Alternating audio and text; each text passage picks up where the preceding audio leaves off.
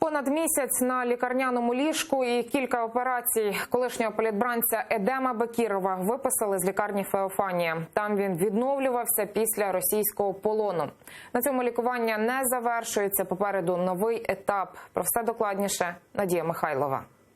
Позаду низка операцій та місяць інтенсивного лікування у клінічній лікарні Феофанія. Попереду ще кілька етапів відновлення в Інституті ортопедії і травматології, операції та довгий період реабілітації. За словами медиків, чекати швидкого зцілення не варто, адже колишній політв'язень має низку хронічних захворювань.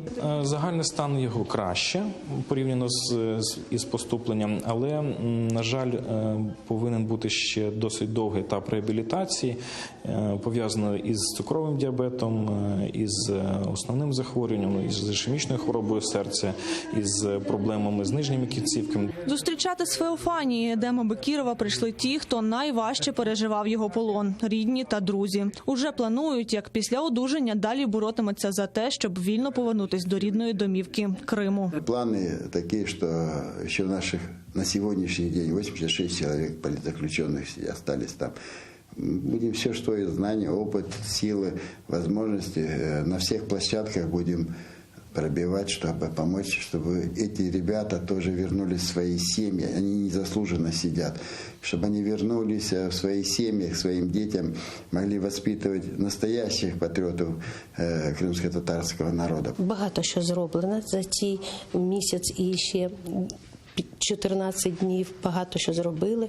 Дуже вдячні всім лікарям, всьому медичному персоналу. Настрій, ви знаєте, такий, що далі, щоб про Крим чули, що деокупація ще один крок до деокупації Криму пройшов. Чим більше ми будемо говорити про це, питання Криму піднімати на першу ланку і пройде деокупація Криму. Ми стараємося делать то, что можем, потому что кто служит народу, тот служит Всевышнему. У нас есть такая поговорка «Халка хазмет еткен, хакка хазмет еткен». Тяжкохворого Едема Бекірова окупанти затримали на адмінмежі з Кримом 12 грудня минулого року. Він інвалід першої групи, хворий на цукровий діабет і у нього ампутована нога. Попри це, окупаційні судді закидали йому зберігання і перевезення вибухонебезпечних речовин та патронів, а сторона обвинувачення наполягала на триманні його під вартою.